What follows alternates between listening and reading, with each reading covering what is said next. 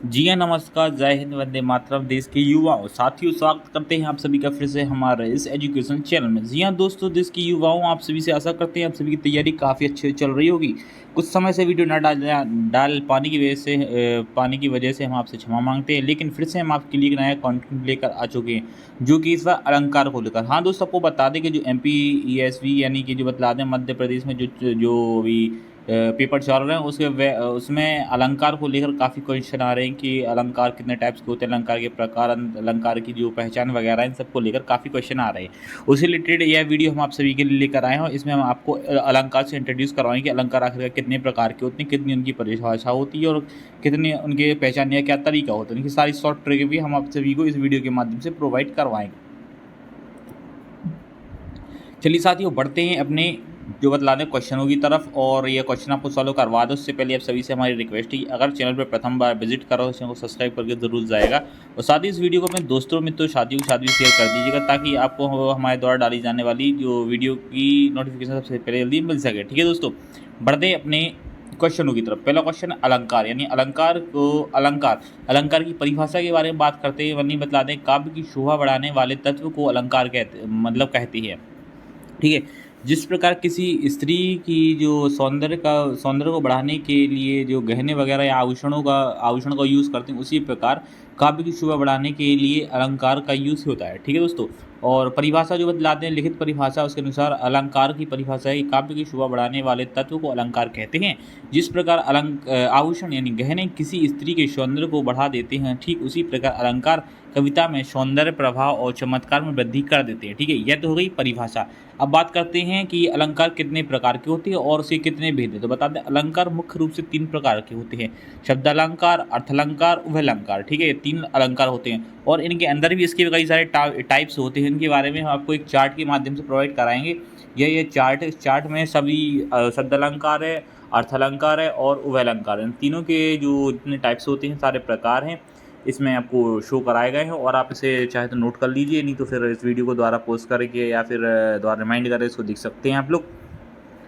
चलिए, शब्दालंकार पहला अलंकार होने वाला अनुप्रास अलंकार। अब अनुप्रास अलंकार के बारे में बात करते हैं। अनुप्रास अलंकार वह होता है जब किसी भी वर्ण, शब्द, वाक्य की बार बार आवृत्ति होती है, वहाँ अनुप्रास अलंकार होता है। यानी बतला दें आपको, किसी भी सेंटेंस में, किसी भी दोहे में, किसी भी कविता में जहाँ बतला दें कि किसी भी शब्द, वर्ण या वाक्य की बार बार आवृत्ति होगी, तो वहाँ शब्द अलंकार होगा, सॉरी अनुप्रास अलंकार होगा। यह अनुप्रास अलंकार की परिभाषा होगी। अब बात करते हैं अनुप्रास अलंकार, जैसे कि आपके लिए उदाहरण है कि तरनी तनुजा तट तमल तरु बहु छुपाए। यहाँ मतलब ता वर्ण की बार बार आवृत्ति, यानी वर्ण आपको बता दें कि जैसे कि आपने यहाँ पे पढ़ा था इसकी परिभाषा में, कहाँ गया अनुप्रास अलंकार, कि किसी भी वर्ण, यानी बतला दें कि जो एग्जाम्पल इसमें ता वर्ण की बार बार आवृत्ति हो रही है, यानी यह अनुप्रास अलंकार है। ठीक है, नेक्स्ट इसका उदाहरण है कि चारों चंद की चंचल किरणें खेल रही हैं जल थल में। यानी यहाँ पे चा वर्ण की भी बार बार आवृत्ति होती है, तो यह भी अनुप्रास अलंकार का एक उदाहरण है। ठीक, नेक्स्ट है पूत कपूत तो क्यों धन संचय, पूत सपूत सो तो क्यों धन संचय। यानी यहाँ पूत कपूत, यानी कि इसका जो बतला दें कि अर्थ है कि जहाँ अगर पूत अच्छा है, यानी गुणवान है, सब कुछ है, तो उसके लिए धन की कोई वैल्यू नहीं है, वह धन खुद कमा सकता है, खुद इतना सक्षम हो सकता है। और सेकंड सेंटेंस, पूत सपूत तो क्यों धन संचय, यानी इसका मतलब होता है कि जैसे कि मतलब कोई पुत्र मतलब कपूत, यानी कि कोई नशा पत्ती वाला बेवड़ा, कितनी भी संपत्ति वगैरह जोड़ के रख दो, पूरी नष्ट करके ही मानेगा। ठीक है, नेक्स्ट क्वेश्चन की बात करते हैं। नेक्स्ट क्वेश्चन है, नेक्स्ट है यमक अलंकार। यमक अलंकार, यहाँ एक ही शब्द या दो से अधिक बार आए, लेकिन उसका अर्थ अलग अलग हो। ठीक है दोस्तों, यह बतला दें शब्दालंकार का सेकंड है यमक अलंकार। यमक अलंकार का जो परिभाषा है आपको बता दें, किसी भी कोई सा भी शब्द मतलब 2 बार आए, और लेकिन मतलब 1 बार आए लेकिन उसका अर्थ अलग अलग हो, ठीक है, दोनों बार, तो यह यमक अलंकार होगा। यह इसकी पहचान के लिए आप नोट कर लीजिए। ठीक है, इसका उदाहरण बता दें, कनक कनक से तो 100 गुनी, मदकाद अधिकार, व खाए वैराय, जग या पाए वैराय। मतलब कनक कनक जो है, एक कनक का मतलब 2 अलग अलग अर्थ निकल रहे हैं। ठीक है दोस्तों, आपको बता दें, आपने जो क्लास 8 में 10th में इसमें पढ़ा होगा कि एक कनक मतलब होता है इसका सोना, और दूसरे कनक का मतलब होता है धतूरा, यानी जो धतूरा होता है वो होता है। ठीक है, और मतलब कनक कनक का दोनों को अलग अलग अर्थ निकल रहा है। ठीक है, नेक्स्ट की बात करते हैं। नेक्स्ट उदाहरण है काली घटा का घमंड घटा, मतलब काली घटा का घमंड घटा, यानी यहाँ जो पहली घटा है उसका अर्थ हो रहा है बादल, यानी कि जो बादल वगैरह होते हैं ना उसको घटाएं भी बोलते हैं, पर्यायवाची वगैरह आपने पढ़ा होगा। और दूसरी घटा का मतलब होता है घटना, यानी कि जो काउंटेबल है, अपन बोलते हैं कि किसी को भरना, घटना या बढ़ना, घटना, उस टाइप से घटना है। पहली घटा का मतलब हो गया बादल, दूसरी घटा का अर्थ हो गया घटना, यानी कि काउंटेबल, माइनस में आना। ठीक है। इसका तीसरे उदाहरण की बात करें, तीसरा उदाहरण है 3 बेर खाती थी वे 3 बेर खाती थी, मतलब इसमें बता दें कि पहले जो बेर है उसका मतलब है टाइम, सॉरी बेर मतलब फल होता है ना, फल, 3 बेर, मतलब बेर एक फल होता है, मतलब गांव वगैरह में देखने को मिल जाता है। ठीक है। और दूसरा उदाहरण 3 बेर खाती थी वे 3 बेर, मतलब एक बेर का मतलब हो रहा है कि फल यानी बेर, और दूसरी बेर का मतलब हो टाइम यानी कि समय, यानी बेर मतलब बार बार खाना वगैरह अपन बोलते हैं ना, इतनी बेर कर रहा है, इतनी बार कर रहा है, गाँव वगैरह बोलते हैं उसको। ठीक, एक बेर का मतलब हो गया फल और दूसरे बेर का अर्थ हो गया कि खाना, खाना नहीं सॉरी टाइम। ठीक है। इसका तीसरे उदाहरण की तीसरा टाइप्स की बात करते हैं, तीसरा शैलेश अलंकार, जहाँ कोई शब्द एक ही बार प्रयुक्त हो लेकिन उसका अर्थ एक से अधिक निकलता हो। शैलेश का अर्थ है चिपका हुआ, मतलब शैलेश अलंकार है उसका मतलब होता है चिपका हुआ, लेकिन इसकी जो खासियत बतलाते हैं, इसकी पहचान है वह एक ही शब्द एक ही मतलब कोई भी शब्द एक बार प्रयुक्त हो लेकिन उसका अर्थ अलग एक से अधिक निकले। ठीक है। तो यह शैलेश अलंकार होगा, और इसके उदाहरण बतला दें कि इसका उदाहरण है रहीमन पानी राखिए बिन पानी सब सुन, पानी गई न उरी मोती मानस चून। ठीक है। स्पष्टीकरण के दौरान आपको बता दें यहाँ पानी शब्द के 3 अर्थ हैं, मोती के लिए चमक, और मनुष्य के लिए प्रतिष्ठा इज्जत, और आटे यानी आटे चून के लिए जल। ठीक है। रहीमन पानी राखिए बिन पानी सब सुन, पानी गई रे ओवरे मोती मानस चून, जो शब्द सबका अर्थ अलग अलग है। ठीक है दोस्तों। और नेक्स्ट क्वेश्चन की बात करें, ओ रे मेरे दिल के चैन चैन आए मेरे दिल को दुआ कीजिए, वाह यार, मतलब ये एक उदाहरण है, मतलब एक क्या बोलते हैं गाने, इंडियन मतलब भारतीय सॉन्ग से लिया गया है कि आपको समझाने के लिए, ओ मेरे दिल के चैन चैन आए मेरे दिल को दुआ कीजिए, मतलब एक चैन का मतलब सुख शांति टाइप का चैन नहीं होता कि किसी व्यक्ति को हाँ चैन से सांस ले रहे वगैरह, मतलब शांति। और दूसरे चैन का है कि अर्थ है मतलब उसका जो प्रेमी लवर वगैरह, समझ रहे हो आप, वो सब है। ठीक है। दोनों चेन का अर्थ अलग अलग है। ठीक है। तीसरा तेन सूट सूट कर दा, मतलब एक सूट का अर्थ है सूट, यानी जो पहनने वाला हो ना लड़कियों के लिए वो सूट है। दूसरा सूट का अर्थ है मतलब उसके ऊपर फिट कर रहा है, मतलब जो अच्छा लग रहा है उसको बोले सूट सूट करता। ठीक है। यह भी मतलब एक स्ट्रॉन्ग से लिया गया है आपको समझाने के लिए, उदाहरण के लिए कि शैलेश अलंकार, सॉरी हाँ, शैलेश अलंकार, शैलेश का अर्थ होता है चिपका हुआ, और इसका जो बता दें कि समझने वाली ट्रिक है कि कोई भी शब्द एक बार मतलब प्रयुक्त हो और उसका लेकिन अर्थ अलग अलग निकले। ठीक, टेन सूट सूट कर दा। ठीक है। समझने के लिए आप याद करके रख लीजिए, और नहीं समझना तो कोई बात नहीं, वैसे भी एग्जाम के कुछ टाइम पहले पढ़ोगे तो जो शॉर्ट तरीके से उस टाइप से समझ ही समझोगे। ठीक है। नेक्स्ट क्वेश्चन की बात, सॉरी नेक्स्ट क्वेश्चन नहीं है, नेक्स्ट जो बता दें इसका टाइप से ये मैं सॉरी शब्द अलंकार का उसका है वक्रोक्ति अलंकार, जहाँ वक्ता यानी बोलने के कथन का श्रोता सुनने वाला जानबूझकर कोई दूसरा व्यंग्य या टेढ़ा अर्थ निकाले। ठीक है। मतलब सीधा बता दें कि वक्रोक्ति अलंकार का अर्थ होता है टेढ़ा, यानी किसी भी बात को सीधे ना कहकर घुमा फिरा कर कहना। जैसे कि आपको पता है कोई गलती वगैरह हो जाए तो लड़के सीधा बोलते हैं कि आई एम सॉरी, मेरे से गलती हो गई है, वहीं अगर इसी वजह पे वो गलती किसी लड़की से तो बोलती नहीं मैं ऐसा ऊसा नहीं ऐसा वैसा, उसके बाद नहीं ऐसा नहीं हो सकता है, मतलब इनडायरेक्ट तरीके से सॉरी बोलती है, डायरेक्ट कभी सॉरी बोलती नहीं। उसी प्रकार वक्रोक्ति अलंकार है, उसका अर्थ यही होता है कि वह मतलब स्पष्ट रूप से नहीं तो टेढ़ा जवाब देना। ठीक है। अपन उदाहरण के माध्यम से समझते हैं, जैसे कि इसका उदाहरण है राधा कृष्ण का जो बात सम्मत चल रहा है, मतलब उदाहरण के तौर पर जो आया वो बता रहा है कि को तुम हो इत आए कहाँ, घनश्याम हो को तो कहूँ बरसो, घनश्याम हो तो कहूँ बरसो। ठीक है। राधा ने बंद दरवाजे के पर पूछा तुम कौन हो और यहाँ क्यों आए। श्री कृष्ण ने उत्तर दिया मैं घनश्याम हूँ, पर राधा ने जानबूझकर घनश्याम को अर्थ काले बादल निकालते हुए तो जाकर कहीं, अच्छा ठीक है मैं इसको एक्सप्लेन करवाता हूँ कि इस उदाहरण में राधा और कृष्ण का संवाद हुआ है, तो कृष्ण सॉरी मतलब राधा है वो कृष्ण से गुस्सा हो गई हैं, और कृष्ण उनके दरवाजे पे पूछ रहे कि नॉक किया होगा, मतलब तो उन्होंने बोला कि हाँ कौन हो, राधा ने पूछा होगा, तो कृष्ण बोल रहा मैं घनश्याम हूँ।